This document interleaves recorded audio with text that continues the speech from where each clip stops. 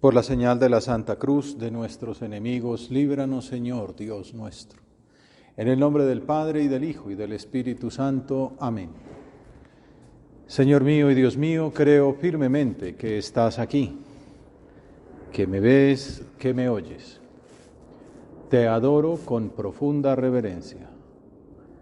Te pido perdón de mis pecados y gracia para hacer con fruto este rato de oración. Madre mía Inmaculada, San José, mi Padre y Señor, Ángel de mi guarda, interceded por mí.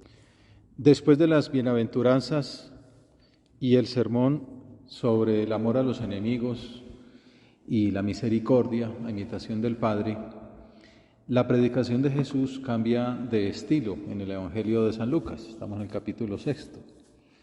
Pasa a ser más narrativo, gracias a que recurre a pequeñas parábolas. Este discurso del llano en San Lucas es paralelo al Sermón del Monte narrado por Mateo. Es como la carta de presentación de Jesús, un resumen de su enseñanza sobre cómo debe ser la actuación de sus discípulos. Una obertura, diríamos, ¿no? Donde está dicho todo en el núcleo y luego se desarrollará a lo largo de los siguientes capítulos. Y comienza esta segunda sección del discurso del llano. ¿Acaso puede un ciego guiar a otro ciego? ¿No caerán los dos en el hoyo? Esta es una parábola de perogrullo, de sentido común, muy utilizada entonces por los predicadores del mundo grecolatino en tiempos de Jesús. Desde luego, si el guía está ciego, los dos irán al abismo. De fondo está, por ejemplo, los fariseos decían que ellos eran esos guías que guiaban a los ciegos, eran los paganos, que eran ciegos porque no habían escuchado la revelación de la Torá de Moisés. Pues dice, bueno, pero si esos guías están ciegos, como esos falsos maestros, en el sentido de que la persona ciega no debe pretender guiar a otros. Tú, Señor, no querías que tus discípulos fueran como los fariseos. Tantas críticas que recordamos de Jesús sobre los fariseos, que había que hacer lo que ellos decían, pero no imitar lo que hacían. Que, bueno, muchas críticas de Jesús a ellos. Desde el principio, Jesús se preocupó de la enseñanza a sus discípulos. De hecho, lo hacía retomando las costumbres judías en las cuales era central la escucha, la meditación y el comentario de la palabra revelada. Además, cuidó especialmente su formación personal. Recordamos que se los llevaba a jornadas especiales para descansar un poco, les decía, pero también para explicarles el sentido más profundo de su predicación, tanto que alguna vez ellos dirán, ¿por qué nos explicas a nosotros lo que al pueblo no le dices? Las parábolas con el sentido más profundo. Y es lo que hacemos nosotros ahora en nuestra oración, Señor, retirarnos a hablar contigo, pues para aprender de ti, para calar más a fondo. ¿Cuántas veces hemos oído esta famosa aseveración, ¿no? Un ciego no puede guiar a otro ciego, o no se puede mirar la paja en el ojo ajeno sin mirar antes la viga en el propio. Y quizá no terminamos de calar todo lo que nos quieres decir. Esperemos que el Espíritu Santo nos ilumine y nos dé gracia para ahondar más en este rato de oración, y como hacemos en todos. El Señor, además de esas convivencias, podríamos llamarlas, las excursiones que hacía a zonas alejadas, afuera de Judea, para poder estar a solas con sus discípulos, también tenía diálogos con cada uno, como el que nos presenta el cuarto evangelio después de la resurrección, con Pedro caminando por la playa. Justo en ese encuentro consolida su misión, encargándole: apacienta mis ovejas. No se lo imagina, una conversación personal, íntima. Pedro, ¿me amas? Apacienta mis ovejas. Bueno, así como con Pedro, pues también con cada uno de los discípulos. Y desde el comienzo del cristianismo se ha cuidado esa labor de apacentar, de atención personal, familiar, de amistad, como vemos que hacía, por ejemplo, San Pablo con los hijos espirituales que tenía en Asia y en Europa. San Lucas, discípulo de Pablo, les recuerda a sus lectores la importancia que Jesús le daba a esa formación personal, para que no terminaran siendo ciegos que guiaban a otros ciegos, para que fueran buenos pastores, siguiendo el ejemplo de Jesús, que es el buen pastor por antonomasia. Bueno, pues los primeros cristianos que procedían del judaísmo asumieron esas costumbres de la religión que habían vivido desde pequeños y les agregaron los relatos que narraban los hechos y las palabras de Jesús. Y fueron asumiendo la necesidad de estudiar las tradiciones, las doctrinas de los pueblos a los que iban llegando, pues como enseñaba el cardenal Ratzinger, los cristianos eligieron ser contados entre las filosofías que buscaban la verdad, más que entre las religiones míticas que imperaban en ese tiempo. Todo es formación, ¿no? Esto explica el interés de San Lucas en resaltar la importancia y la necesidad de la formación en los seguidores de Jesús, en esa capacitación humana, profesional, doctrinal, religiosa. Es muy importante el estudio de ciencias como la filosofía, la historia, la teología. Estos días nos hablaban también de la importancia de la literatura, ¿no? Como para formarse en esos valores universales. Pero también hace falta aprender a recorrer, muy importante, el camino de la vida espiritual, la formación espiritual y apostólica. El Papa Francisco, en el documento programático de su pontificado, que se llama Evangelii Gaudium, la alegría del Evangelio, que titula Sobre el anuncio del Evangelio en el mundo actual, es como la explicación de esa exhortación, explica que más que nunca necesitamos ahora de hombres y mujeres que desde su experiencia de acompañamiento conozcan los procesos donde campea la prudencia, la capacidad de comprensión, el arte de esperar, la docilidad al espíritu, para cuidar entre todos a las ovejas que se nos confían de los lobos que intentan disgregar el rebaño. Anuncio del Evangelio en el mundo actual, dice el Papa, hace falta personas capacitadas para acompañar en ese camino de seguimiento de Cristo, para apacentar las ovejas. Pidamos en nuestra oración que nosotros seamos esos heraldos contemporáneos del Evangelio, esos buenos pastores que imitan a Jesucristo en su afán por salvar a las ovejas, que nos llene, Señor, de tu gracia para acompañar de modo eficaz a nuestros hermanos en su camino hacia Él.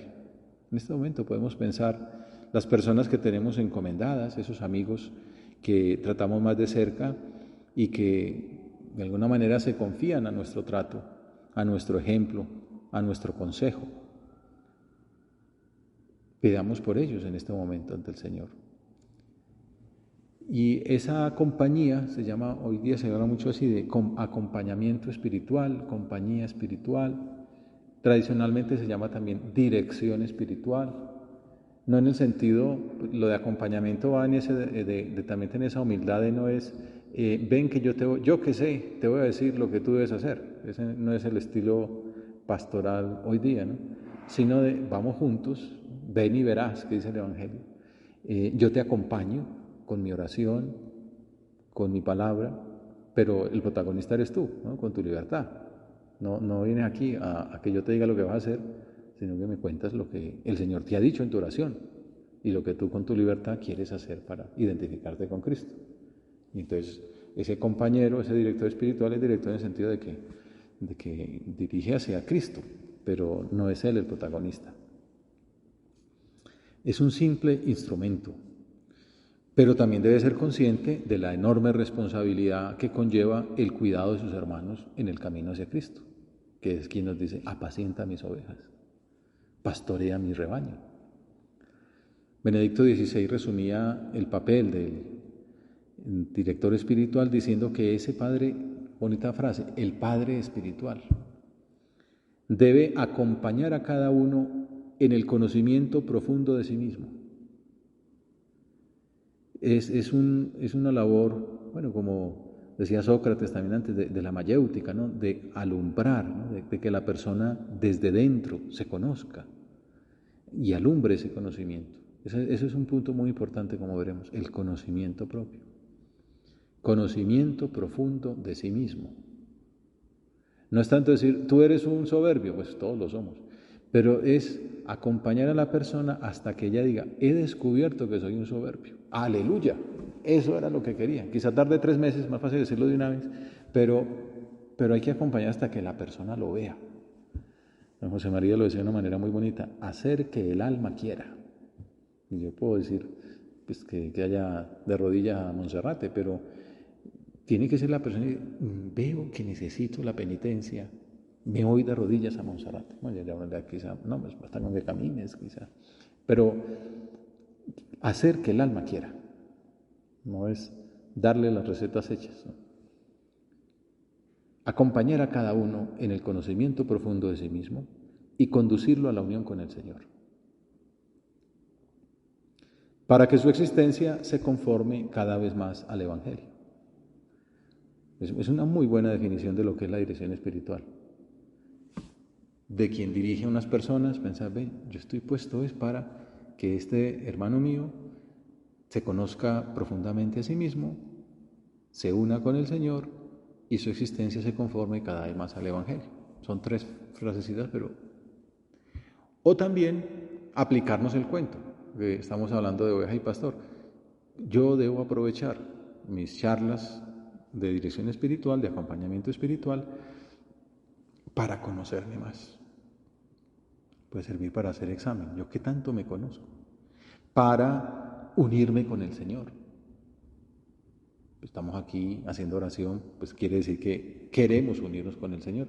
Pero ¿qué tanto me uno verdaderamente con mis opciones de vida, con mis decisiones diarias, con mi lucha para crecer en la unión con Él y para apartar lo que me separa de Él?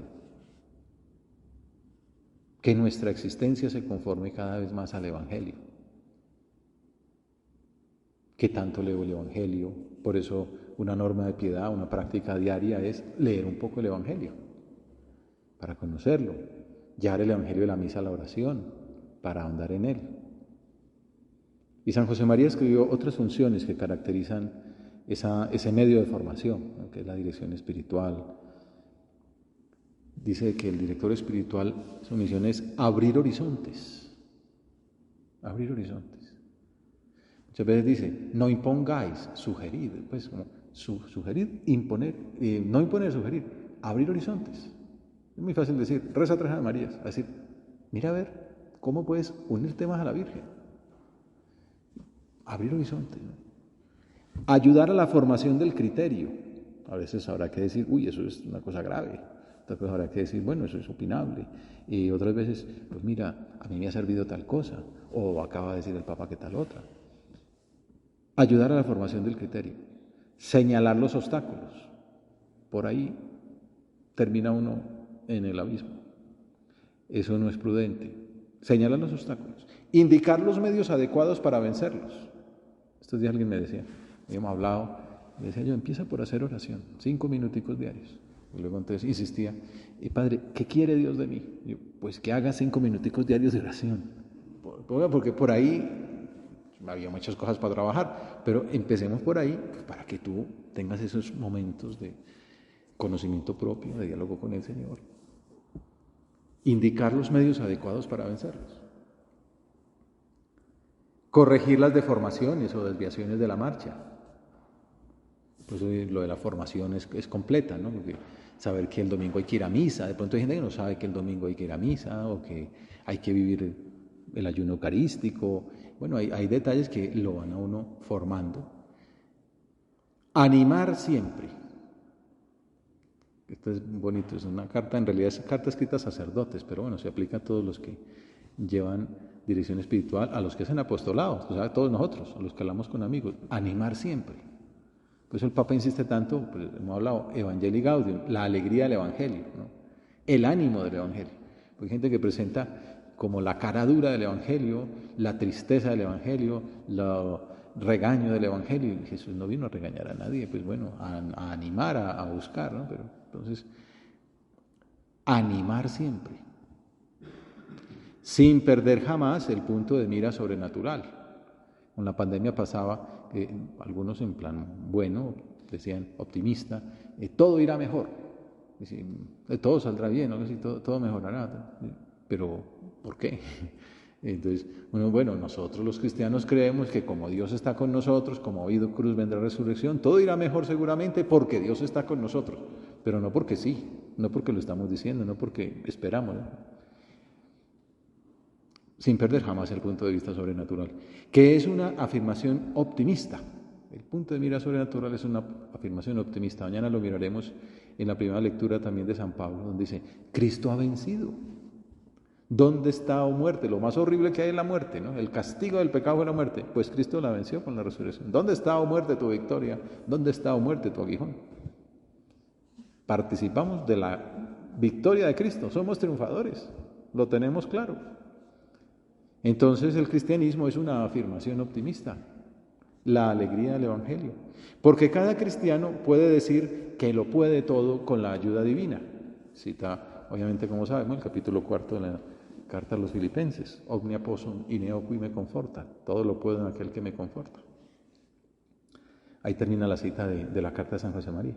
Pero como el guía no puede ser ciego, debe tener buena luz para iluminar a los discípulos, a sus hermanos. Para ser buenos pastores hace falta en primer lugar ser buenas ovejas. A veces me han pedido, no sé, algunos obispos que les den una charla a los sacerdotes sobre la dirección espiritual. Y es muy bonito, pues yo me guío de autores muy buenos, como ahora pienso en Francisco Fernández Carvajal, y esa es como la gran idea, pues de San José María. Para ser buen pastor hace falta ser buena oveja. Recuerdo cuando me ordené, no sé, ya 22 años, tuvimos audiencia con el Papa, con San Juan Pablo II, y curiosamente, pues providencialmente fue esto, era sobre el sacramento de la penitencia, y decía esto, para ser buenos confesores hay que ser buenos penitentes. Obviamente, no se le olvida a uno, ¿no? El Papa mismo se confiesa cada 15 días, ahí sube un sacerdote franciscano a confesarlo. Para ser buenos pastores hace falta ser buenas ovejas. Todos necesitamos la ayuda de un acompañante en ese camino espiritual que nos guíe, al que sigamos con humildad. Como decía el beato Elredo, qué felicidad tener a alguien con quien hablar como contigo mismo, a quien no temas confesar tus eventuales fallos, a quien puedas revelar sin rubor tus posibles progresos en la vida espiritual, a quien puedas confiar todos los secretos de tu corazón y comunicarle tus proyectos. Está hablando un poco de la amistad, pero es esto, ¿no? Qué bueno tener, uno a veces no valora la grandeza de este medio de formación. Ayer precisamente hice mi charla fraterna, qué maravilla, ¿no? Poder decir, estoy así, me está pasando esto, estoy de esta manera, me está costando esto, estoy viendo lo de más allá, quisiera esto, y bueno, y lo avientan a uno, mira, pues ahora viene la Cuaresma tal cosa, tal otra, lo de más allá, y uno, me oyó un representante de Dios, ¿no? Además obviamente de la confesión en otro momento. Las enseñanzas del Evangelio continúan. No está el discípulo sobre su maestro, si bien cuando termine su aprendizaje será como su maestro. Palabras un poco difíciles de entender. Una manera de explicarlo es que el gran maestro es Jesús y que hacia él debemos mirar todos. Como escribió San José María, y un poco lo que hablábamos antes, el modelo es Jesucristo. El modelador es el Espíritu Santo, por medio de la gracia. Eso ayuda mucho a entender la dirección espiritual, porque no soy yo el protagonista, el que guío. No, el que guía es el maestro interior, que dice San Agustín, que es el Espíritu Santo. Y a quien hay que parecerse no es a mí, si se parecieran a uno, imagínense. Hay que parecerse a Jesús. Eso sí es un modelo alto.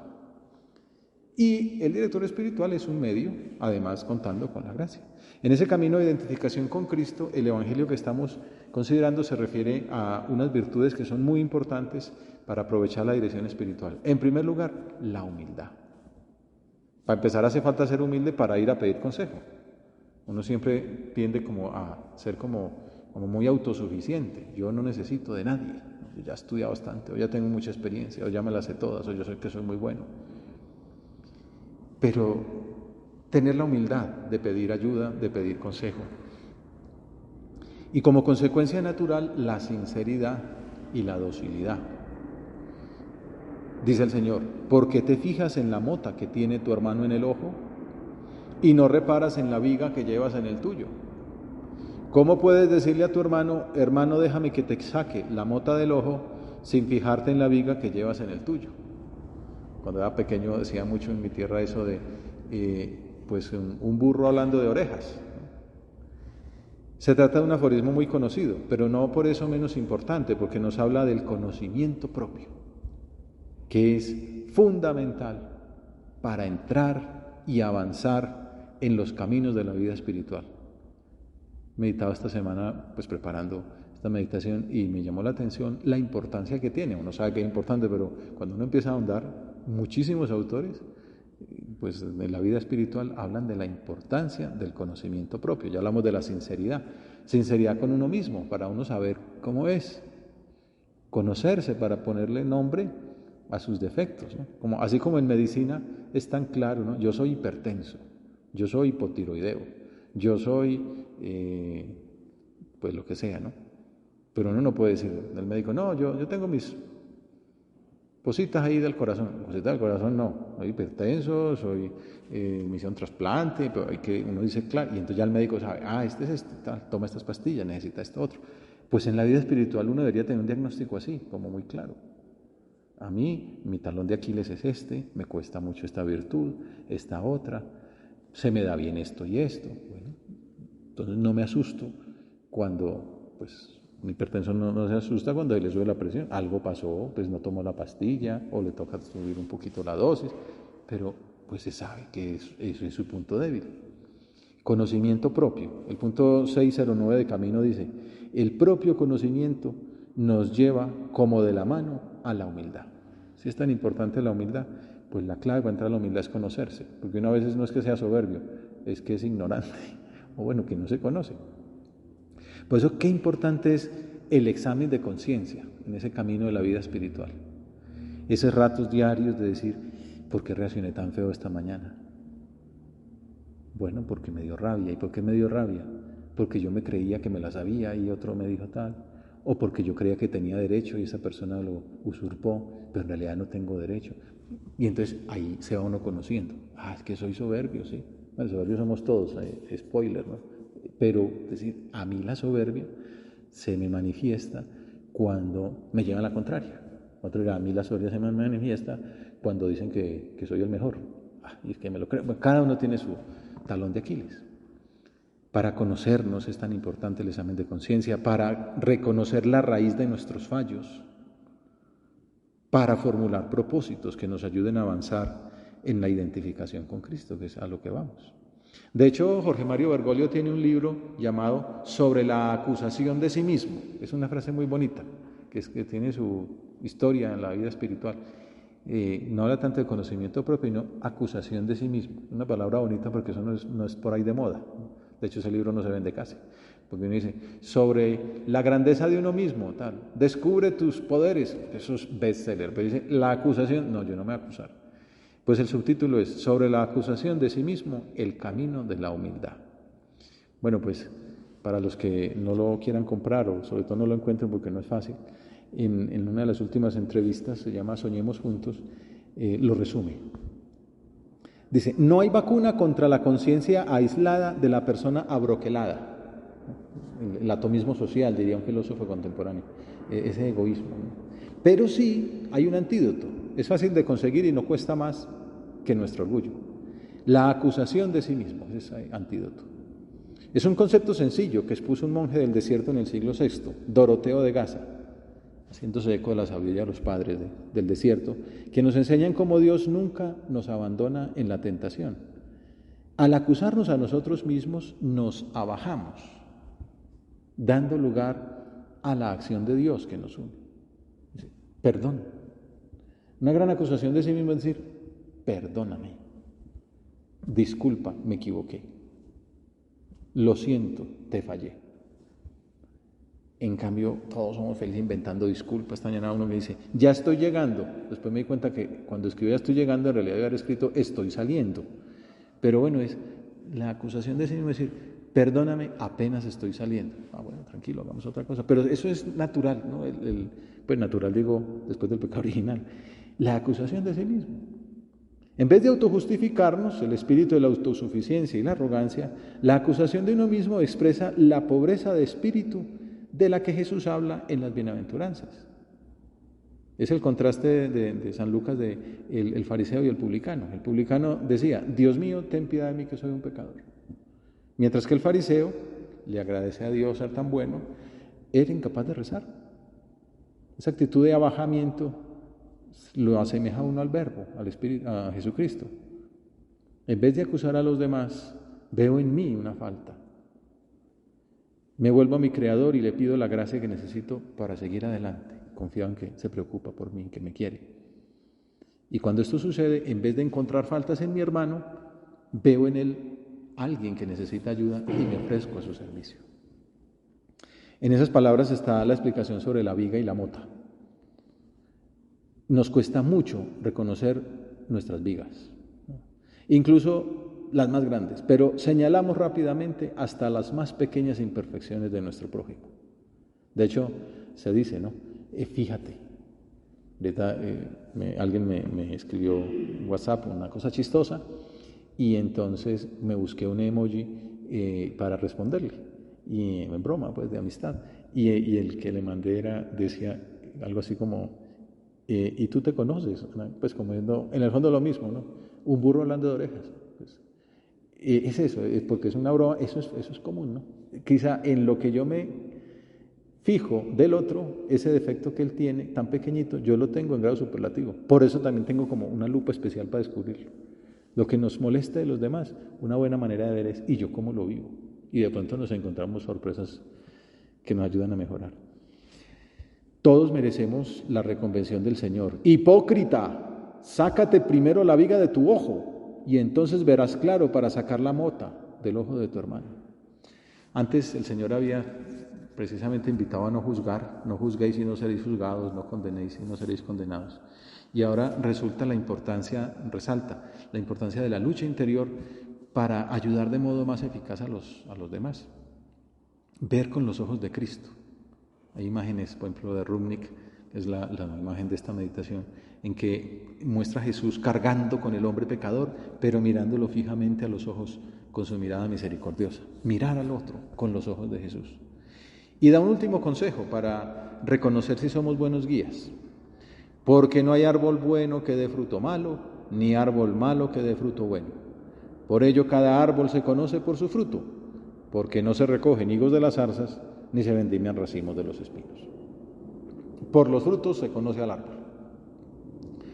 Un árbol de manzana no da naranjas, un árbol de naranja no da mangos. La boca habla de lo que rebosa el corazón. Una vez más podemos aprovechar nuestra oración personal para hacer examen de conciencia. ¿Qué frutos doy yo? ¿Cuáles son mis conversaciones? Unas preguntas de Benedicto XVI. Cuando hablamos, ¿buscamos el bien de nuestro interlocutor? Cuando pensamos, ¿tratamos de poner en sintonía nuestro pensamiento con el pensamiento de Dios? Cuando actuamos, ¿intentamos difundir el amor que nos hace vivir, el amor de Dios? Cada árbol se conoce por su fruto. Los lectores de Lucas recordarán ahí en ese momento las enseñanzas de San Juan Bautista en el capítulo anterior, cuando decía, todo árbol que no dé buen fruto será talado y echado al fuego. Ahora que nos acercamos a la Cuaresma, pues nos viene bien pensarlo, ¿no? La conversión es eso, sacar esos árboles malos, digamos las ramas que están podridas. Los buenos frutos son, en primer lugar, las acciones. Hay muchas personas en las cuales San José María criticaba, pues con base en lo que pasa en la Semana Santa, cuando el Señor maldice la higuera, una higuera llena de hojas, pero que no daba fruto. Pues hay muchos que no damos fruto, como esa higuera maldita. Y entonces decía San José María, hay muchas personas en las cuales cuando se acercan las criaturas descubren solo hojas, grandes, relucientes, lustrosas, solo follaje, exclusivamente eso y nada más.